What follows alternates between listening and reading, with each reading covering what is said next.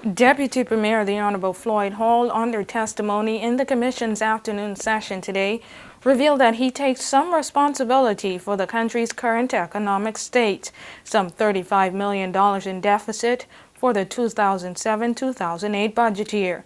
But he said the Cabinet should also share the blame. It was around the discussions following that note that Senior Counsel to the Commission, Alex Milne, finished his examination of the Deputy Premier. But before the examination came to an end, there were many questions raised, questions about the Deputy Premier's personal finances. Audience members let out a collective gasp after Milne revealed that there were more than $12 million of unexplained payments into the Deputy Premier's bank accounts over the course of several years.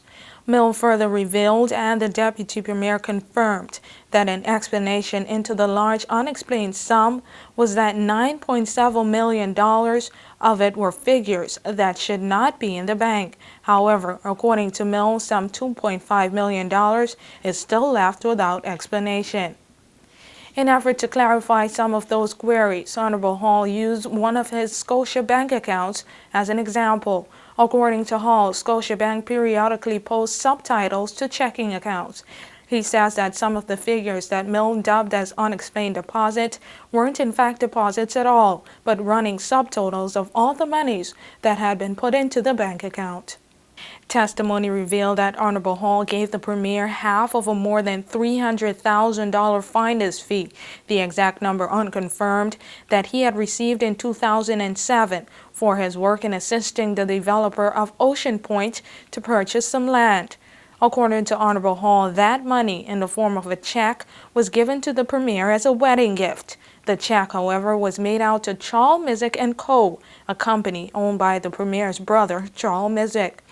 Milne referenced that money to $150,000 that the Premier in earlier testimony said that Honorable Hall had loaned him.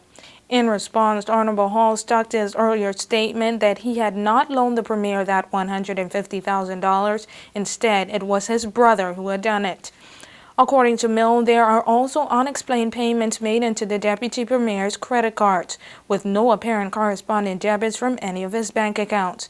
The Commission sought the explanation of the unexplained figures through documentation, which the Deputy Premier agreed to provide tomorrow morning.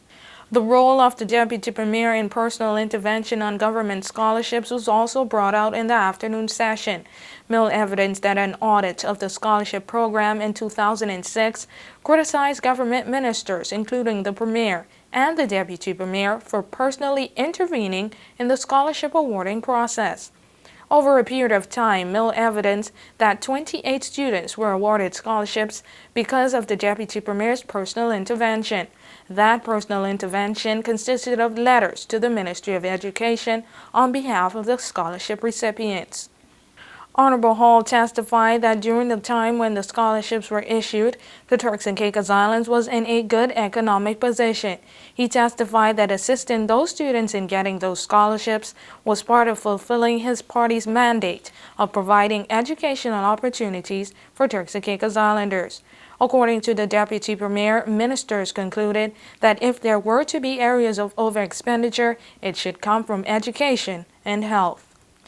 The issues of planes arose, and the Deputy Premier's testimony revealed that the government is currently still under contract with Indigo Transportation, the company that the government leases a jet for international travel from.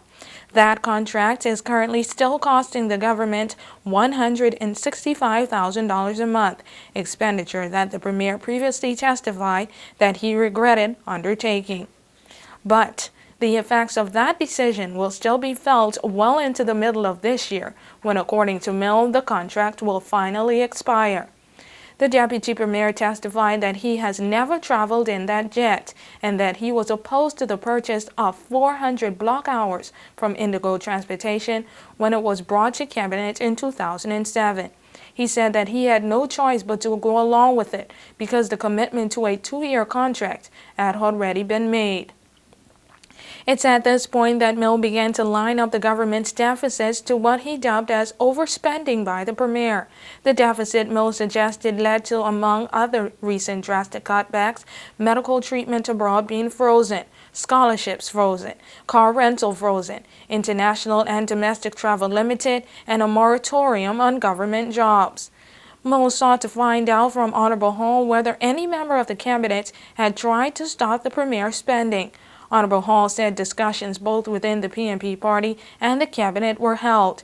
Those discussions, Mill pointed out, led to a letter of criticism from executive party members to the premier, and ultimately, the Honorable Floyd Hall declared in testimony today that he had lost confidence in the premier as a leader of the PNP party and a leader of the country.